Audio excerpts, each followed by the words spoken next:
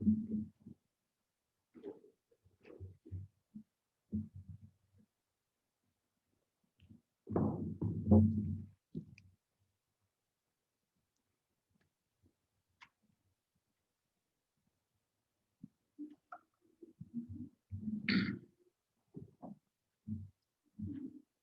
so we're continuing our study in John.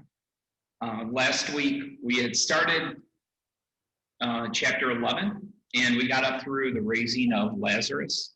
And then we kind of had to stop mid-story, right? Because we just ran out of time. So would have had to gone considerably longer. So we kind of stopped mid-story. So what we're going to be doing now tonight is looking at then the reactions of what we saw from that particular event. Now, it's not uncommon, especially in an election year, if you turn on the news, that you're going to see very opinionated journalism. Certainly, especially like if you look at channels like MSNBC and Fox News. And what's interesting is what you're going to see is, as you look at those channels, they'll be covering the exact same event. And one side will be saying, this is a constitutional crisis and we're on the brink of the country collapsing, while the other side will talk about that same event and say, what a great victory this was for America. And then the next night, when the next event happens, they switch sides, right? And so what you see is very different reactions. And sometimes you wonder as you're watching and you just flip back and forth, and it's like, how can they be this different talking about the same event? And a lot of it is because they're bringing their own prejudices, right, to how they are going to be looking at those particular events. And one of the things we see in John's gospel repeatedly is different reactions as Jesus has performed these signs and as people has observed these very significant differences in the reactions. And we're going to see the same thing, even with a significant event such as Jesus raising Lazarus from the dead. Raising Lazarus from being 4 days dead. Even an event which is clearly, seen of what's going on, what we're going to see is very different reactions. So what I want to do is I want to point out 4 different reactions related to this particular event and what we saw. And of course, where we had left off last week was Jesus had called for Lazarus to come forth. And then Lazarus came forth and they said, let him go. And should have been a very clear sign, right? People should have seen what it was. But what we're seeing is there's going to be very different reactions to what the people saw. So it says then many of the Jews who had come to Mary and had seen the things that Jesus did believed in him. So many of the Jews. So remember last week, Bethany's only, right where they're at, they're only 2 miles from the temple. So people from Jerusalem itself had come to Bethany for, to pay their respects to the family and to help comfort them over the loss of Lazarus. So these Jews that came to observe these, many of these Jews who saw the event of Jesus raising him, these are the ones that John is talking about here. And he says that many of the Jews who had come to Mary and seen these things believed in him. So the interesting word here, though, is, that they believed in him is our first reaction, but only many of them. Wait a second.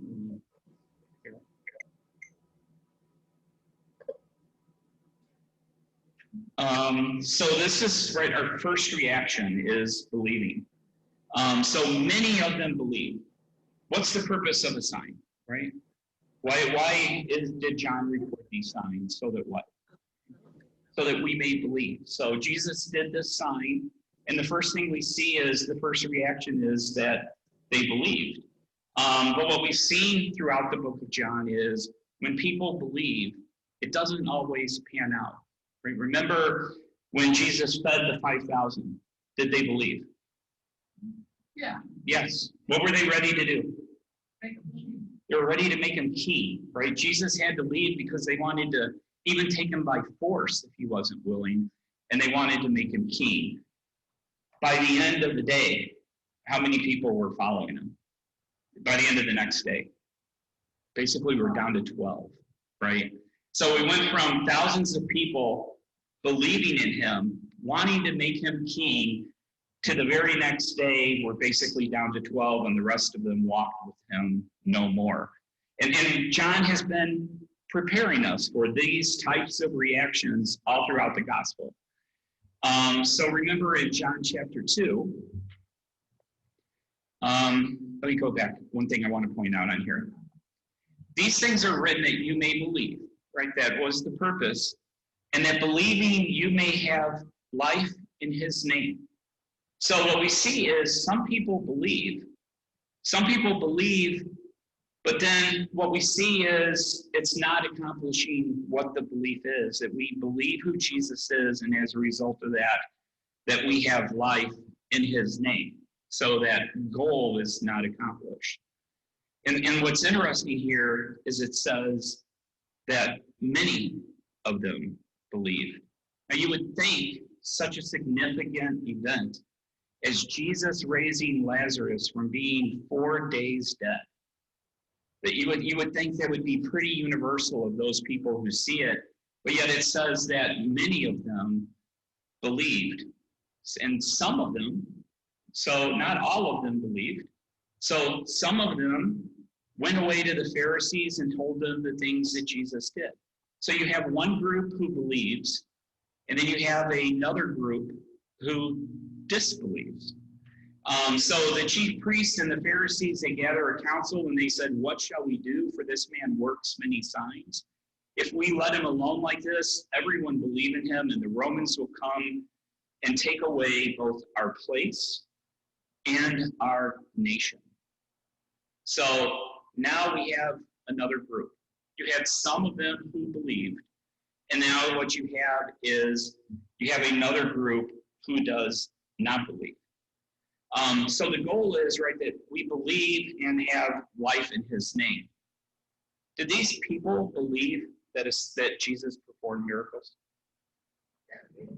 Right, they believe Jesus performed a miracle, right? That's not a doubt. What they're upset about is he's doing many signs. He's performing these great works. So the belief is not whether or not Jesus is doing these signs, whether or not he's doing those. But the issue is they don't believe in Jesus, right? So they believe in the signs, they believe, but what they believe in is just the sign. What they don't believe in is they don't believe, and they're not using the sign to lead them to Jesus. And then as a result of that, putting their faith in him and following him. And those are two very different things. Steve, you want to make a point?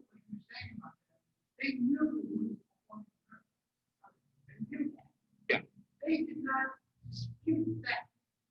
In fact, even John looked at the miracle, both the man and the woman. They couldn't deny this one because the guy was dead. They had no way of denying the miracle had occurred. Right. The problem was they didn't want to see what that miracle pointed to. And when they didn't, they had already come up with the mind, this guy is not the Messiah. He's not the Christ. We don't want anything to do with it. But these signs keep pointing to that conclusion. And they don't want anything to do with it. They're too blind to themselves. So what we see is, right, people believe, but they're only believing in the signs, right? They're not believing in Jesus and who it is that he actually is. And that's part of what, right? So there's a belief that leads to life. And then there's believing in the sign, but yet if they're not going to then put their faith in Jesus, what we see is then that is disbelief. And that does not lead to life. And that's the other side of that. And it's right, and that's what we see time and time again throughout the Gospel of John is there's a belief. We see people believe, but it doesn't pan out, right? I mean, there's a belief, but they're not growing in that belief. They're not growing in that faith, and that's not the type of belief which is going to lead to life, which is what this was I think we intended also for. see another dynamic here, where in earlier chapter, when 5,000 were fed, people were ready to make him as king. Mhm. They believed in all he did. The Pharisees believed in all he did. They gathered this council. Their concern is more that Romans would take this nation away. They are concerned about themselves, their power, their leadership, their authority over people. Yes, that is exactly their problem.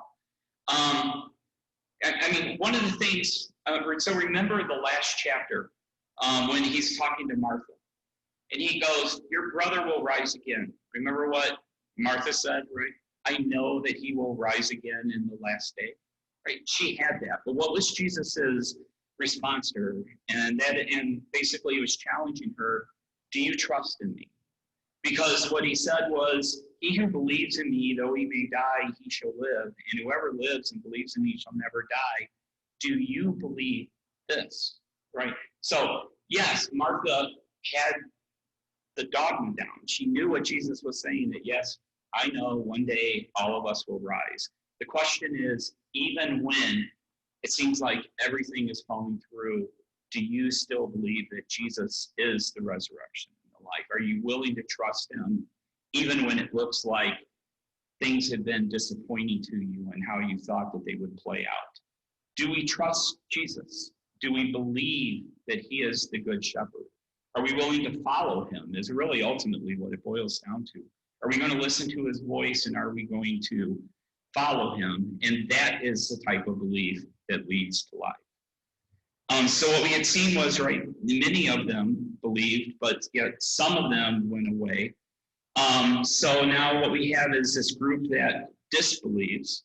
They believe he performs miracles. They believe that he's performing these signs. They believe he's made a lame man walk, right? They believe he's made a blind person see. They believe he's raised Lazarus from the dead, but they don't believe in Jesus, right? Because one of the things we see as belief is an intellectual act. I mean, have you ever gone to a hospital and seen nurses step outside to smoke a cigarette? You know? And if there's ever a group that knows, you know, how much harm they can do, right? That would be people that I'm sure that they believe it, you know, that they know, they're not denying the science behind it, but yet they're still going to do it because they're making a choice that they're going to disbelieve. And right, what is the whole thing, what it boils down to, right? Self-preservation for these people. Self-preservation, right? If we let him alone, the Romans will come in and take away both our place and our nation. What is our place? Their position of authority. So that's part of it. But in particular, when you think about a place in Jerusalem, what's the main place you would think about? The temple, right? So the temple, and this was actually the charge against Stephen, because remember Jesus said one day this temple is going to be torn down and not one stone stand across another. And as they heard Stephen talk about this, right, they got upset because he was speaking blasphemous words about this holy place. So what they're concerned about is the place, the temple, and their nation as a whole. And of course, then they were rulers, right? They were rulers over this. So it would also be, right, their position of what they would have to give up. So they're assuming that if Jesus keeps growing in popularity, I think, right, the people will revolt. The people will revolt, and they would want to make him their king. Do they have any reason to think that this is how the people would react when Jesus performs the sign? Right? That's what they did before, right? That's what they did in John chapter 5. So, John chapter 6, thank you. So now if they revolt and start proclaiming Jesus as their king, Rome's going to hear about it. And if Rome starts hearing that they're saying they have a new king that they are going to follow, who's going to be setting up a new kingdom. What they're concerned about is Rome's going to come in and they're going to wipe out their temple. They'll destroy the temple, just completely tear it down like had been happened to it before. They will destroy our nation and we will be ruined.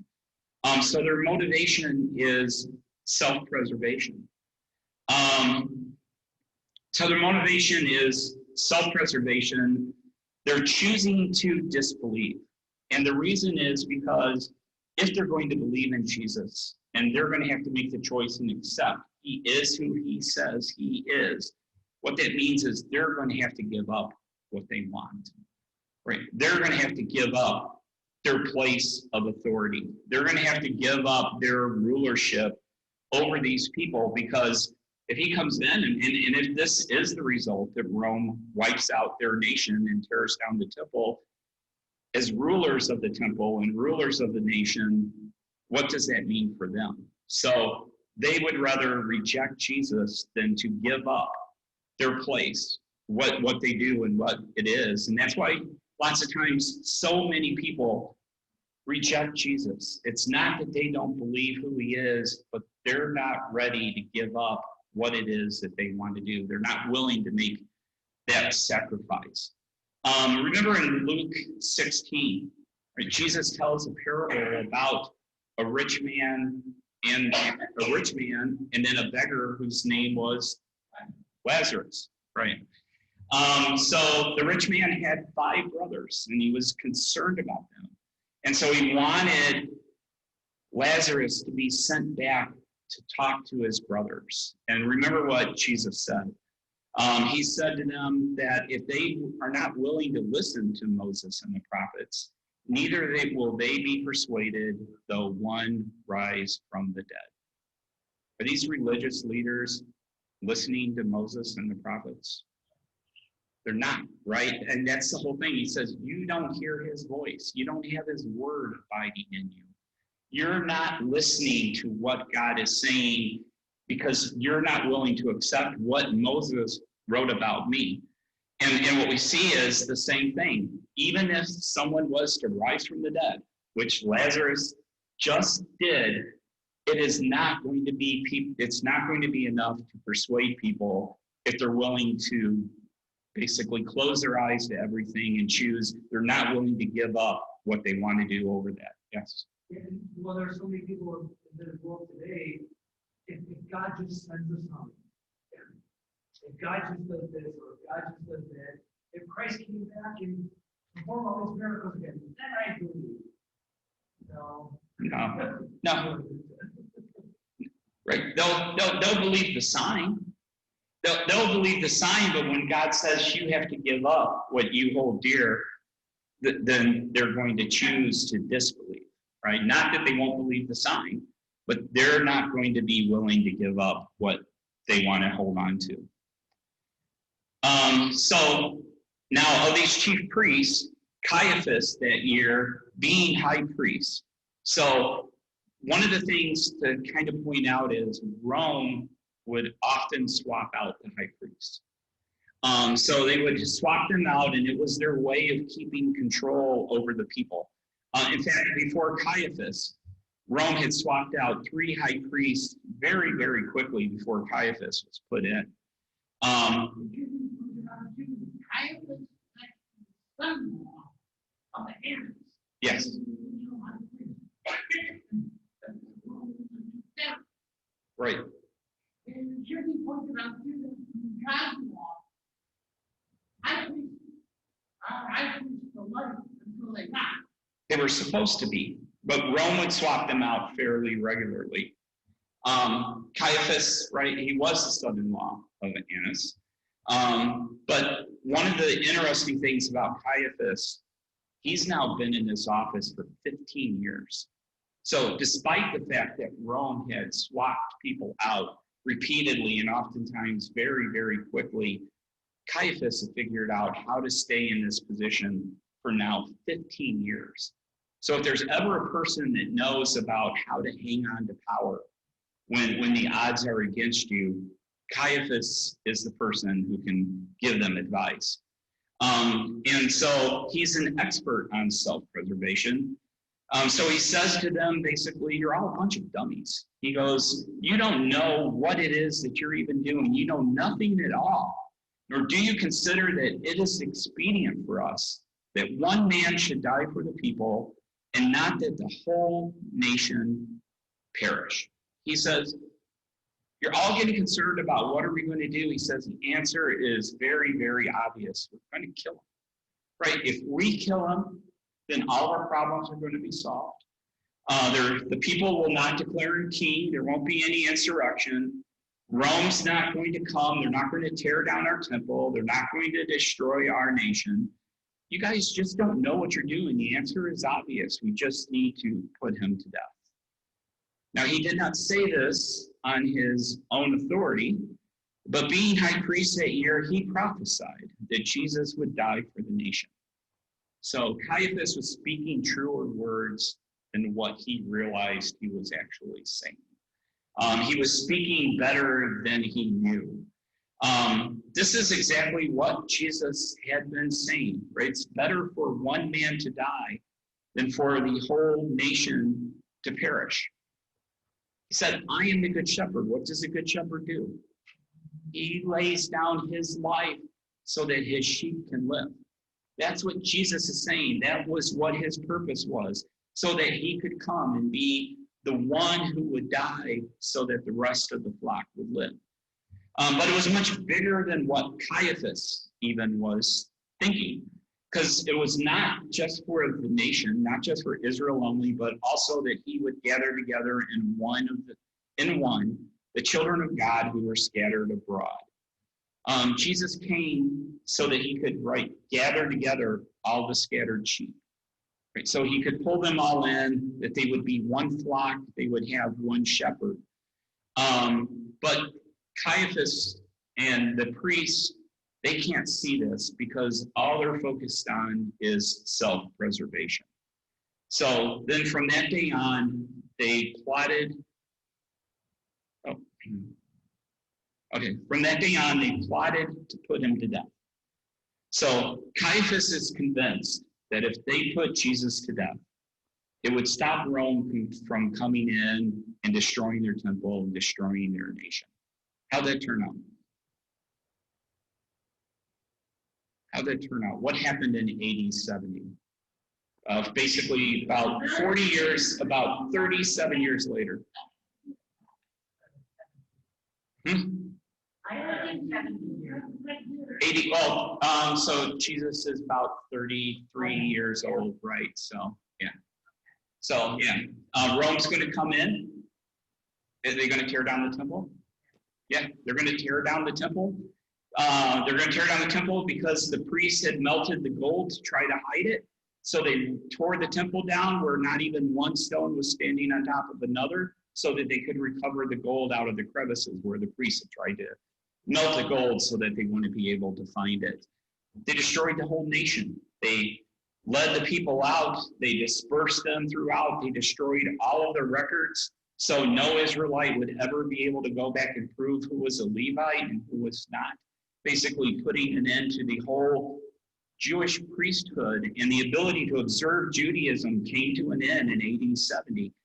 Exactly what Caiaphas was thinking, that if they put Jesus to death, they would be able to avoid. And what we see is, if you reject Jesus because you think you're going to be able to hang on to something, you're going to still lose it all, right? You're going to lose it all. Not only did you lose it all, but you lost Jesus. And if you lose Jesus, you've lost God. And no matter what they tried to do, right? But yet, if we follow Jesus, what he says is, I will give you life. And not only will I give you life, I will give it to you abundantly. And what we see is those that were rejecting Jesus, they're going to lose everything that they thought they would be able to hang on to if they would just put him to death. So therefore, Jesus no longer walked openly among the Jews, but he went from there into the country near the wilderness to a city called Ephraim, and there he remained with his disciples. So Jesus goes with his disciples. This city is about 13 miles. It's about another 11 miles past Bethany going north. So they're staying there because the Jews are looking for him. They're trying to find him. But the rest of Israel is up to something else. So what we see is the Passover of the Jews was near. And many went from the country up to Jerusalem before the Passover to purify themselves. So the Passover now is near. This is the final Passover. This is the Passover where the lamb is going to be slain before this Passover actually occurs. So we are now in that final week of Jesus' life. And so people are starting to come to Jerusalem to purify themselves. If you look in Numbers 9:10, right, it says everyone was supposed to come and observe the Passover, but you couldn't observe it if you were unclean. So people would come into Jerusalem before the Passover, and they would do ritual purifications so that they could make sure nobody could say, no, wait, you can't observe in the Passover ceremonies. So they would purify themselves. Jesus isn't going to Jerusalem to have himself purified before the Passover. Why not? Doesn't have anything to be purified from, right? He doesn't have to concern himself around that. So what we see is these people, as they're coming in Jerusalem, they're curious about Jesus. They've heard what has been going on. What it says that then they sought Jesus, and they spoke among themselves as they stood in the temple. What do you think? Do you think that he's going to come to the feast? So why would they wonder whether or not Jesus was coming to the feast? Because now they've heard that there have been official orders now that have come from the chief priests, that the chief priests and Pharisees had given a command that if anyone knew where he was, he should report it, that they might seize him.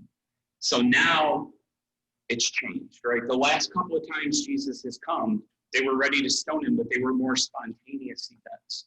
Now they've officially given orders out and put the word out that if anyone sees Jesus, they are to notify the authorities so that they can come and they can arrest him. And their intention is they're going to put him to death because that's the only way that they can resolve this situation. So they're curious, is Jesus going to come?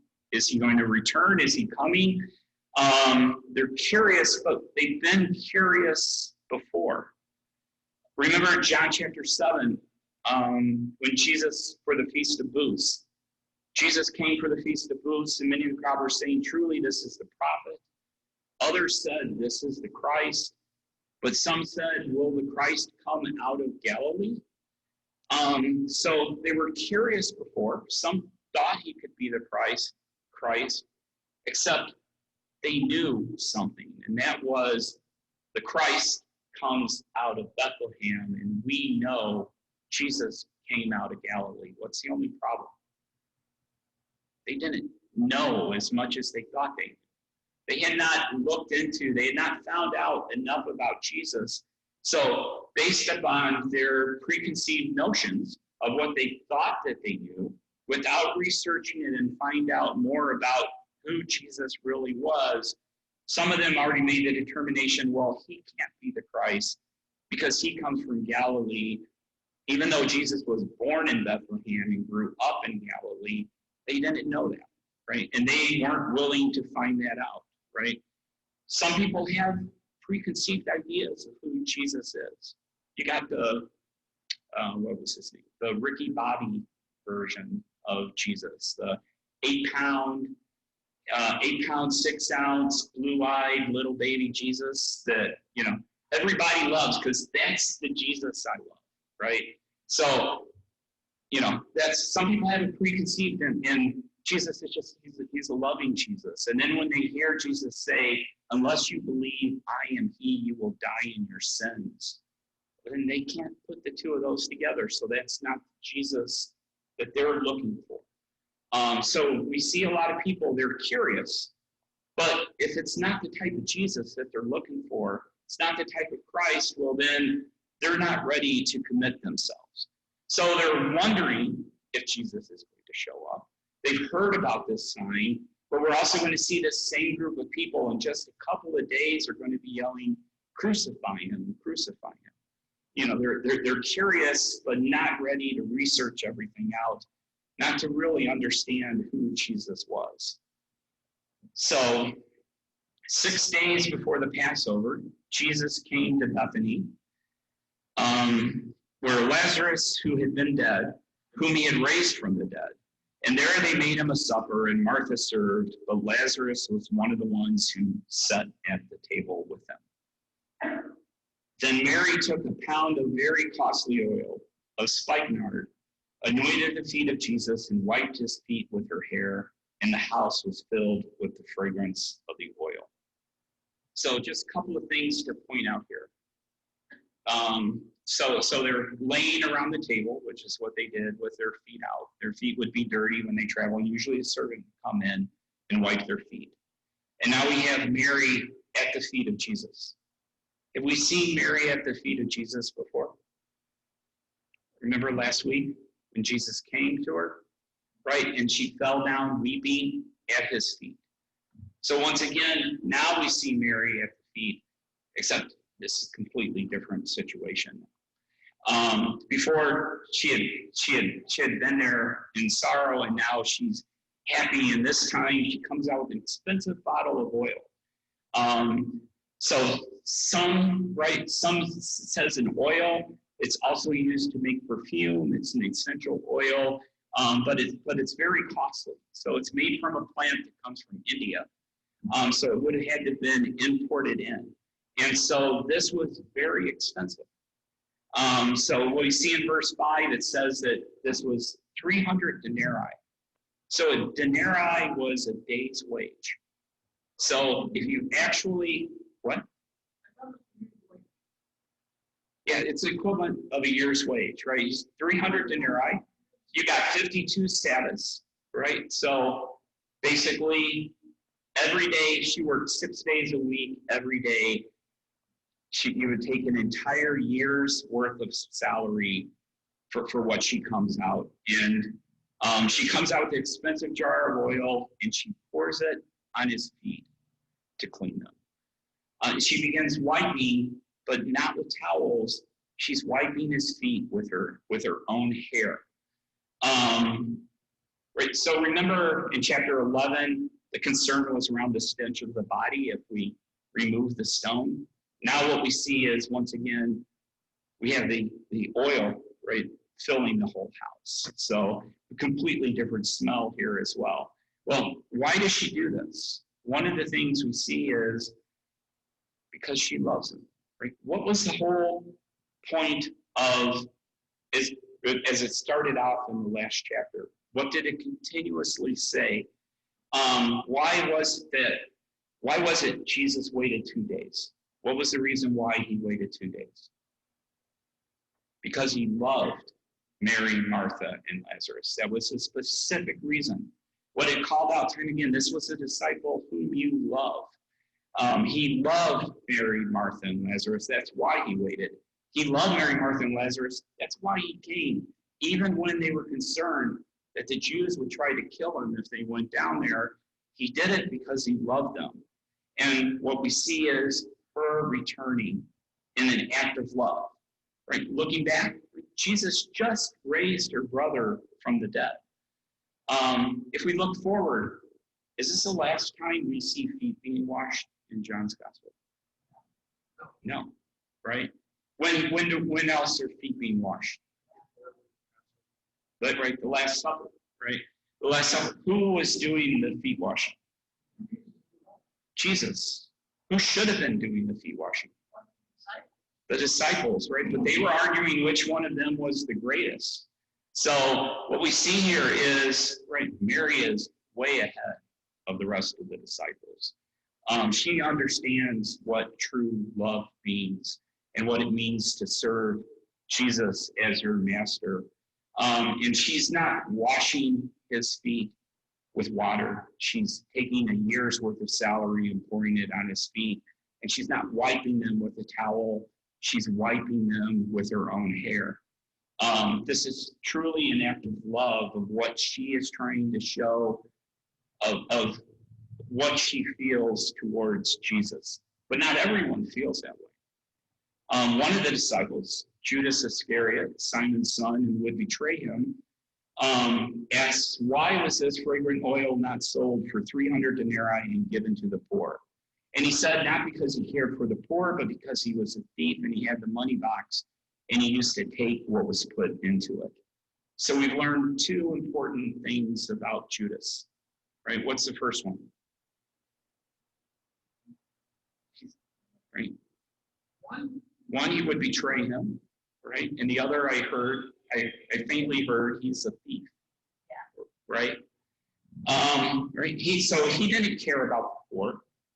What he cared about was he would steal the money out of there. Right? They would have their treasury fund as they would go from city to city and need to make arrangements of where they were going to stay or buy provisions. He would steal money out of those funds and pocket them himself. And so that was the reason why he wanted this sold. So Jesus said, let her alone. She has kept this for the day of my burial. For the poor you have with you always, but me you do not have always. Is Jesus saying taking care of the poor is not a priority? No, right? This is actually a quote. He says, let her alone. He's quoting from Deuteronomy 15. In Deuteronomy 15, what you have is every 7 years, if you had a debt, and that debt was not repaid, after 7 years, you had to forgive them of that debt. You're talking about year of Jubilee. No, I'm talking about the year of relief. So Deuteronomy 15, right? So you can read every 7 years. Actually, I think in the handouts I sent you guys, I actually put the full verse. It says every 7 years, you're supposed to relieve their debt. Actually, real quick.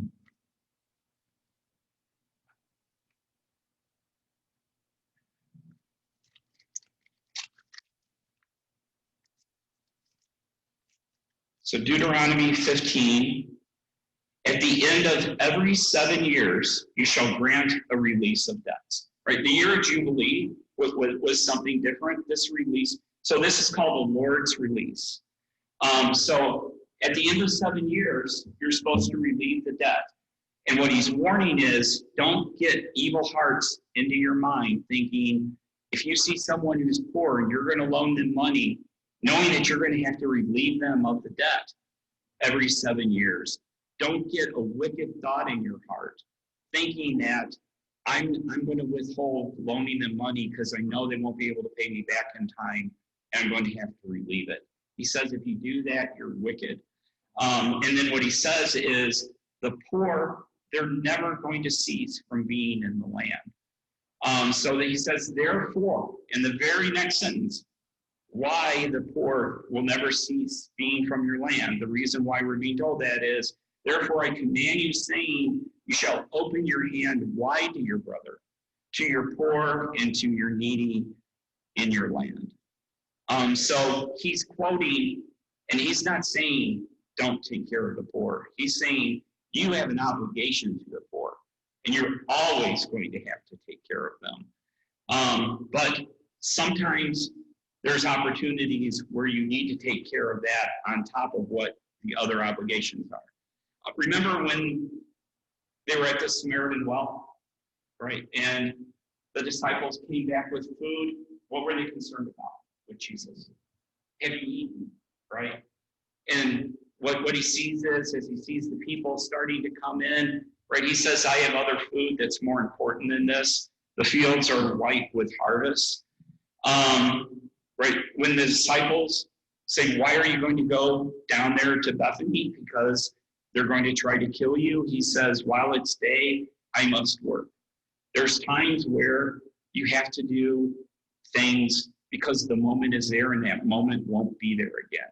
So he's in no way saying you don't have to worry about taking care of the poor or that this was more important, but that this was a moment that would never be there again. And Mary was seizing upon this opportunity.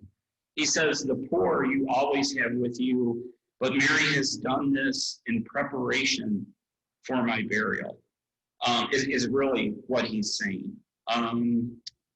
In preparation, this says she's kept it for the day of my burial, but the better translation of what he's really saying is she's kept it in preparation for my burial.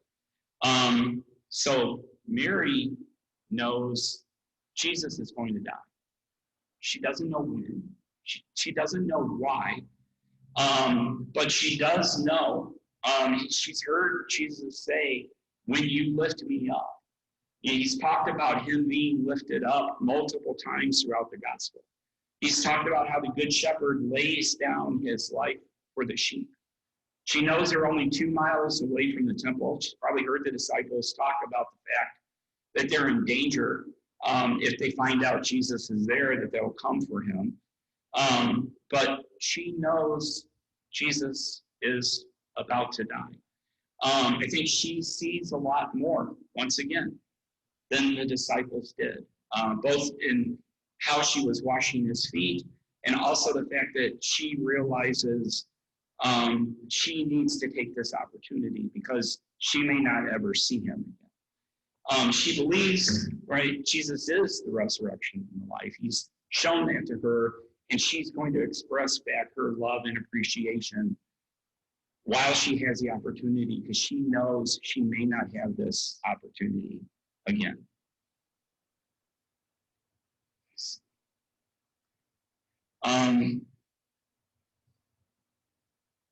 Okay.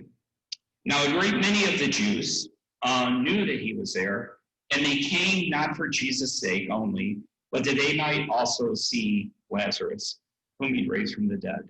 But the chief priests plotted to put Lazarus to death also, because on account of him, many of the Jews went away and believed in Jesus. So Jesus raised Lazarus after being dead for 4 days. People are starting to believe in him as a result of that.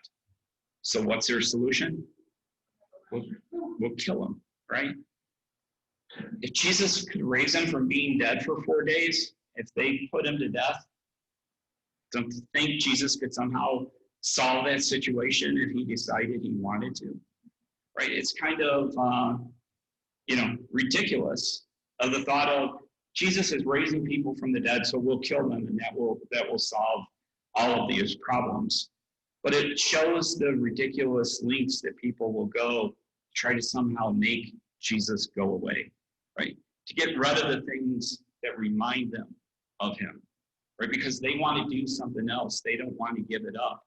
So they're going to try to get everything that reminds them about Jesus where it's not going to be in front of them, so they don't have to keep being reminded of it.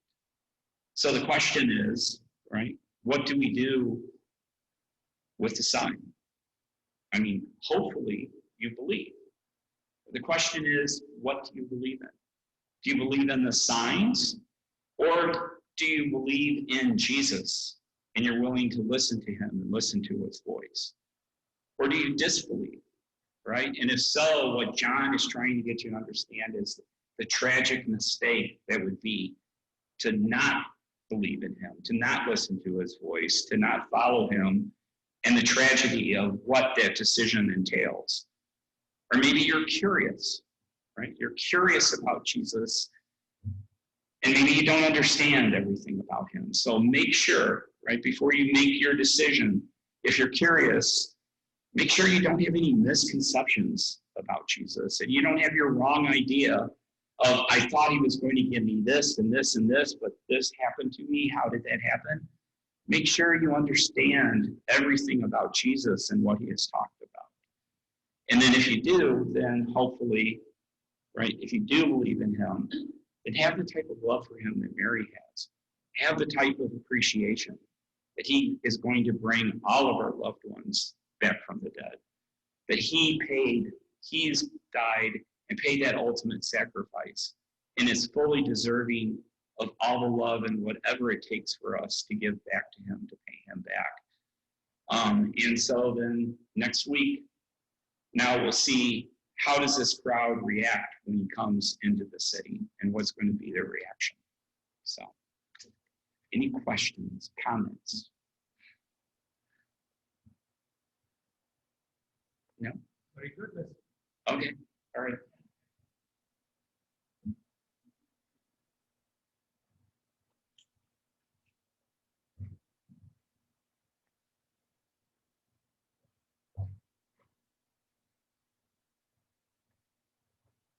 Another wonderful lesson tonight. Thank you very much, brother.